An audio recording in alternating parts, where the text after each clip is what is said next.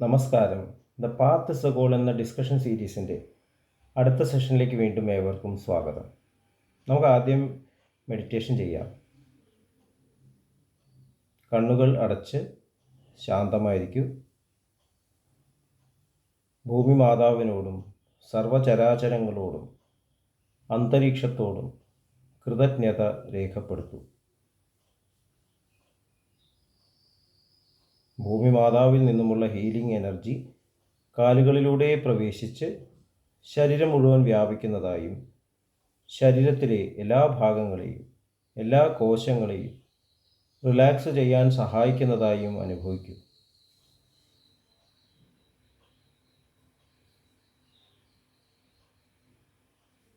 ഇപ്പോൾ ശരീരം പൂർണ്ണമായും റിലാക്സ്ഡായി. ഈ റിലാക്സേഷൻ ഹൃദയത്തിൽ അനുഭവിക്കൂ. ശ്വാസം ദീർഘമായി ഉള്ളിലേക്ക് എടുക്കൂ. ഹൃദയത്തിൽ സ്നേഹം നിറയുന്നതായി അനുഭവിക്കൂ. ശ്വാസം പുറത്തേക്ക് വിടുമ്പോൾ സ്നേഹം പ്രപഞ്ചം മുഴുവൻ വ്യാപിക്കുന്നതായും അനുഭവിക്കൂ.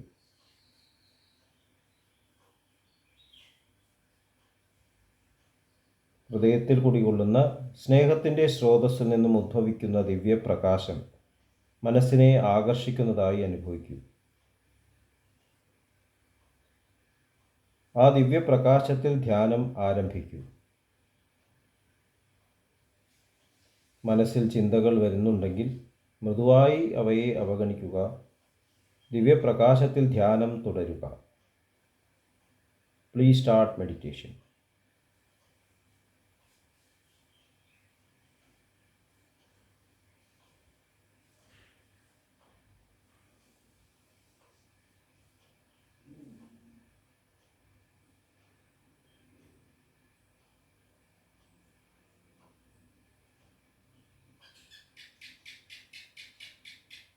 ഓക്കെ, ആ കണ്ടീഷൻ ഹൃദയത്തിൽ നിലനിർത്തി പതുക്കെ കണ്ണുകൾ തുറക്കൂ.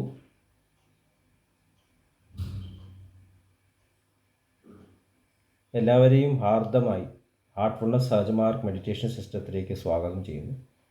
എങ്ങനെ ജോയിൻ ചെയ്യാം എന്നത് ഡിസ്ക്രിപ്ഷൻ ബോക്സിൽ കൊടുത്തിട്ടുണ്ട്. പാത തന്നെയാണ് ലക്ഷ്യം. അഹിംസയുടെ പാത, സ്നേഹത്തിൻ്റെ പാത. സ്നേഹം തന്നെയാണ് ലക്ഷ്യം. പൂർണ്ണമായിട്ടുള്ള ആ സ്നേഹമായി മാറിത്തീരുക. ഇതാണ് ശരിക്കും നമ്മുടെ ജീവിത ലക്ഷ്യം. സഹജമാർഗത്തിൻ്റെ പ്രേയറിൽ ആദ്യത്തെ ലൈനിൽ തന്നെ പറയുന്നത്, oh master, thou art the real goal of human life. Master എന്ന് പറയുമ്പോൾ പൂർണ്ണമായിട്ടുള്ള സ്നേഹം, അതാണ് പെർഫെക്റ്റ് മാസ്റ്ററി. ഭഗവാൻ ശ്രീകൃഷ്ണൻ ഭഗവത്ഗീതയിൽ യോഗയുക്തനായിട്ടുള്ള ഒരു വ്യക്തിയുടെ സ്വഭാവ ഗുണങ്ങളെ പറ്റി പറയുന്നുണ്ട്. ഒരു തരത്തിലും മനസ്സ് വ്യതിചലിക്കാത്തവൻ, കൊടുങ്കാറ്റടിച്ചാലും കൂടി കെടാത്ത ദീപനാളം പോലെ. ദീപനാളം സ്നേഹത്തിൻ്റെ പ്രതീകമാണ്. അപ്പോൾ സ്നേഹം അൺകണ്ടീഷണൽ ആവുന്നു. മുമ്പിൽ ആര് നിൽക്കുന്നു എന്ന് ചിന്തയില്ലാതെ സ്നേഹം പ്രവഹിച്ചുകൊണ്ടേയിരിക്കുന്നു. അപ്പോൾ അതാണ് നമ്മുടെ ലക്ഷ്യം.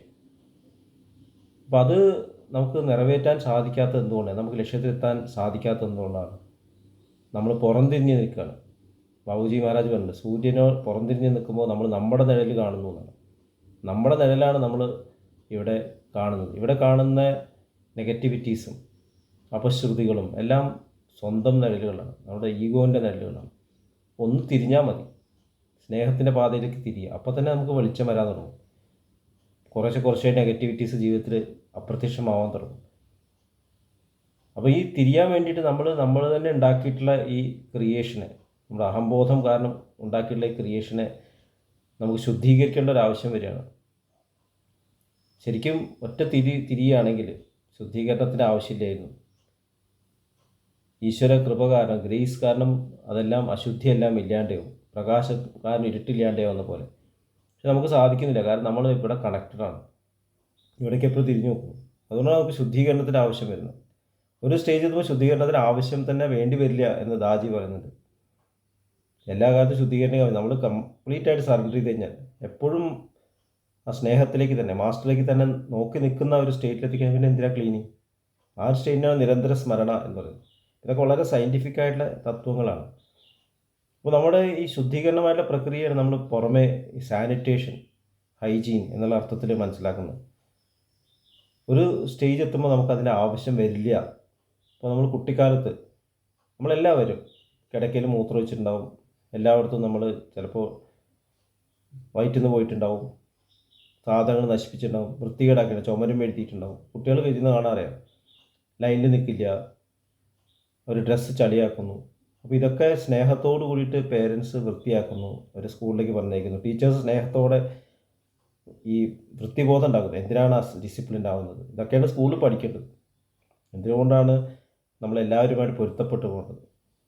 അപ്പോൾ നമ്മുടെ ഡൈവേഷൻസ് കുറച്ച് ഇല്ലാണ്ടാക്കലാണ് നമ്മൾ ശരിക്കും സാനിറ്റേഷൻ എന്നുള്ള അർത്ഥത്തിൽ മനസ്സിലാക്കേണ്ടത്.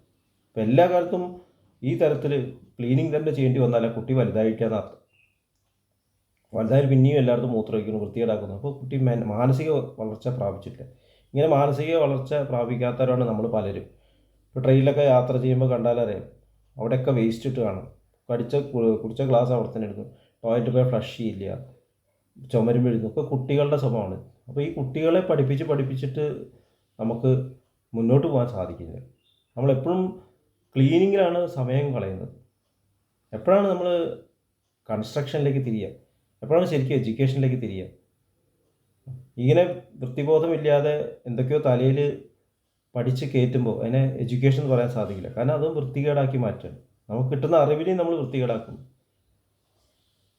അറ്റോമിക് എനർജിയെ കുറിച്ച് അറിവ് കിട്ടിയപ്പോൾ അത് അറ്റം ബോംബ് ഉണ്ടാക്കാൻ ആണ് ഉപയോഗിച്ചത്.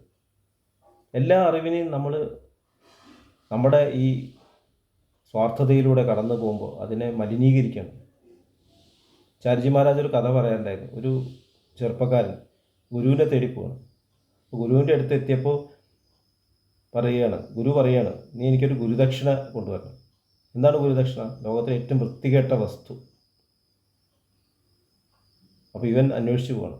എന്തന്വേഷിക്കുമ്പോൾ അതിനേക്കാളും വൃത്തികെട്ട വേറെ എന്തുണ്ട്? ഒരു ദിവസം ടോയ്ലറ്റിൽ പോവാണ്.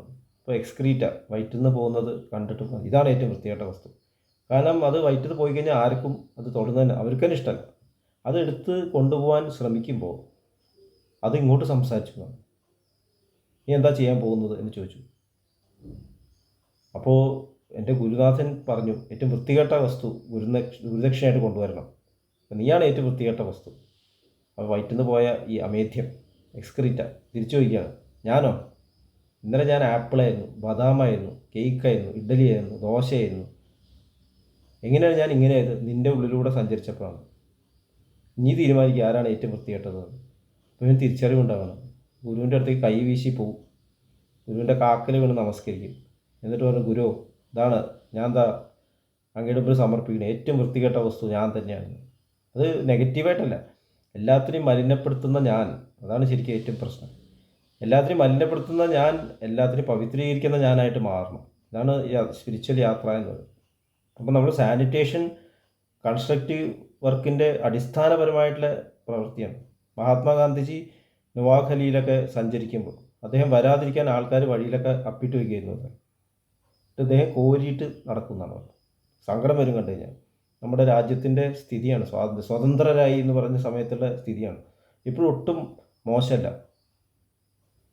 നമുക്ക് വൃത്തികേടാക്കാൻ വളരെ വളരെ താല്പര്യമുണ്ട്. വൃത്തിയാക്കാൻ ആർക്കും താല്പര്യമില്ല. അപ്പോൾ ഇത് പഠിക്കാതെ എഡ്യൂക്കേഷനിലേക്ക് എങ്ങനെയാണ് നമ്മൾ നീങ്ങുക? അതുകൊണ്ടാണ് സഹജമാർഗം ശുദ്ധീകരണത്തിൽ സ്റ്റാർട്ട് ചെയ്യുന്നത്. Cleaning, inner cleaning.